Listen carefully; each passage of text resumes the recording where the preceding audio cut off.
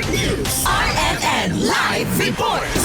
Nasawi ang isang 31 anyos na lalaki na kinilalang si alias Ayan na residente ng Bunawan, Agusan del Sur matapos madaganan ng bakho sa Sibagat, Agusan del Sur na minamaniho ng mismong kapatid nito na si alias Jason, 26 anyos at residente ng parehong lugar. Sa panayam ng Armen Butuan sa Sibagat, Agusan del Sur PNP habang nagtatrabaho ang dalawa sa nagpapatuloy na road construction sa may Sibagat, Agusan del Sur ay sinita ng biktima ang mga bata na malapit sa nag-ooperate na bakho na minamaniho ng kapatid ng biktima. Habang paatras ang nasabing bakho ay hindi namalaya na aksidente na daganan nito ang biktima. Sinubukan pang maisugod sa ospital ngunit banawian rin ito ng buhay dahil sa mga sugat na kanyang natamo habang nakahanda namang sagutin na nasabing construction firm ang mga gastusin sa naturang pangyayari. Kasama mo sa DXBC Armen Butuan, Radyo Ma'am Prince de las Marias, Tatak Armen. RNN Network News.